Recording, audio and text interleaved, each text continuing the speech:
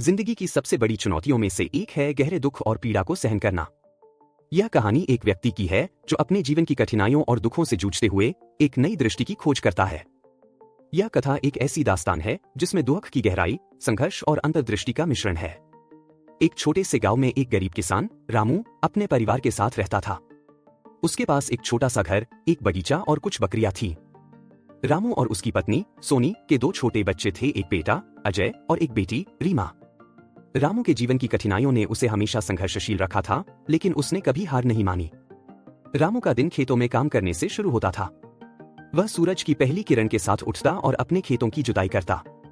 उसकी मेहनत बहुत थी, लेकिन फसलें अक्सर मौसम की दया पर निर्भर रहती थीं।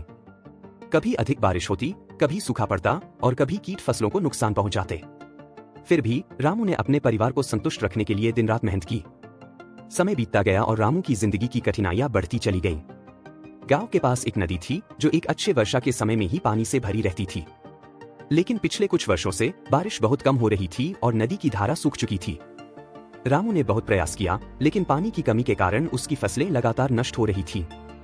रामू की पत्नी सोनी ने हमेशा उसकी कठिनाइयों को समझा और उसकी मदद की। सोनी का स्वास्थ्य भी दिन ब दिन खराब होता जा रहा था, लेकिन उसने कभी भी अपने पति के सामने अपनी पीड़ा को नहीं व्यक्त किया। उसकी आंखों में हमेशा एक हल्की चिंता और दर्द की छाया रहती थी। उसने अपनी बीमारी को छुपाए रखा ताकि रामू को और अधिक चिंता न हो। एक दिन जब रामू खेत में काम कर रहा था, उसने देखा कि सोनी बहुत कमजोर और बीमार दिख रही थी। उसने सोनी से पूछा, तुम्हें अच्छा नहीं लग रहा है?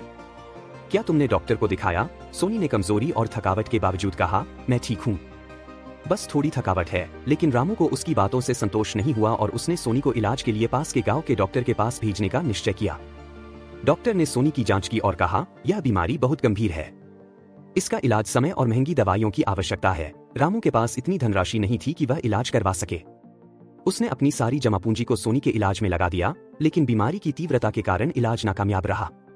सोनी की हालत बिगड़ती गई और उसकी आंखों में गहरा दर्द और पीड़ा देखने को मिली।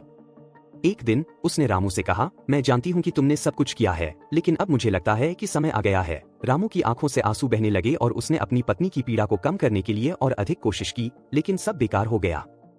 सोनी का निधन हो गया और रामू का दिल टूट गया। उसकी पत्नी, जो हमेशा उसकी कठिनाइयों में उसके साथ थी, अब उसकी जिंदगी से चली गई थी। रामू ने अपने बच्चों के साथ मिलकर सोनी की अंतिम क्रियाएं पूरी की और अकेला रह गया। उसकी आत्मा में एक गहरा शून्य और दुख छा गया। समय बीतता गया और रामू ने अपने बच्चों के साथ मिलकर एक नई शुरुआत की, लेकिन उसकी जीवन की कठिनाइयां और भी बढ़ गईं। उसके पास अब कोई संसाधन नहीं था और उसने खेतों में मेहनत करनी जारी रखी। उसकी फसलें फिर भी खराब होती रहीं और उसकी गरीबी और भी बढ़ गई।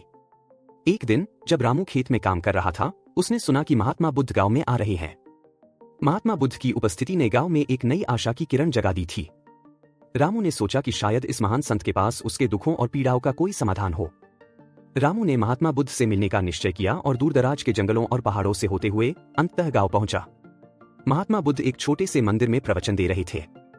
रामू ने देखा कि लोग भी उनकी उपस्थिति का लाभ उठाने के लिए वहां जमा हो रहे थे। रामू ने भी महात्मा बुद्ध से अपनी पीड़ा और कठिनाइयों को साझा करने की इच्छा जताई। महात्मा बुद्ध ने रामू की कहानी को ध्यानपूर्वक सुना और उसकी पीड़ा को महसूस किया। उन्होंने कहा, राजा, तुम्हारी पीड़ा और कठिनाइयां बहुत गहरी हैं।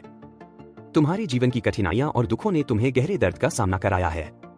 यह सच है कि तुम्हारी पत्नी की मृत्यु और तुम्हारी समस्याएं तुम्हें दर्द और असहायता का अनुभव करवा रही हैं। लेकिन इस पीड़ा से बाहर निकलने के लिए हमें एक नई दृष्टि और समझ की आवश्यकता होती है। महात्मा बुद्ध ने रामू को ध्यान और साधना की कला सिखाई। उन्होंने कहा, ध्यान और साधना के माध्यम से तुम अपनी आत्मा की गहराई को जान सकते हो। यह तुम्हें शांति और संतुलन प्रदान करेगा और तुम्हारी पीड़ा को समझने में मदद करेगा। रामू ने महात्मा बुद्ध की सलाह को अपनाया और ध्यान और साधना की प्रक्रिया में लग गया। उसने अपने दुखों और पीड़ाओं को ध्यानपूर्वक समझने की कोशिश की और अपनी आत्मा की गहराई को जानने का प्रयास किया। धीरे धीरे उसने महसूस किया कि उसकी पीड़ा और दुख उसकी आत्मा के विकास का एक हिस्सा है। रामू ने अपने जीवन को एक नई दिशा देने की कोशिश की। उसने गांव में एक स्कूल की स्थापना की जहां गरीब बच्चों को शिक्षा दी जाती थी। उसने अपने दुखों और पीड़ाओं को समाज की भलाई के लिए इस्तेमाल किया और अपने जीवन को एक नई दिशा दी। समय बीतता गया और रामू ने देखा कि उसके जीवन में अब शांति और संतुलन आ चुका था। उसने अपनी पीड़ा और संघर्ष को समझा और उसे अपनी आत्मा की गहराई में समेट लिया। उसकी कहानी ने गांव के लोगों को यह सिखाया कि जीवन की कठिनाइयों और पीड़ाओं को स्वीकार करने के बावजूद हम अपनी राह पर चल सकते हैं और दूसरों के जीवन में सकारात्मक बदलाव ला सकते हैं। राजू की कहानी ने यह भी दर्शाया कि सच्ची शांति और संतुलन तभी प्राप्त होती है जब हम अपनी पीड़ा को स्वीकार करते हैं और उसे समाज की भलाई के लिए उपयोग करते हैं। महात्मा बुद्ध के मार्गदर्शन में राजू ने अपनी पीड़ा को समझा और उसे अपने जीवन की एक नई दिशा में बदल दिया।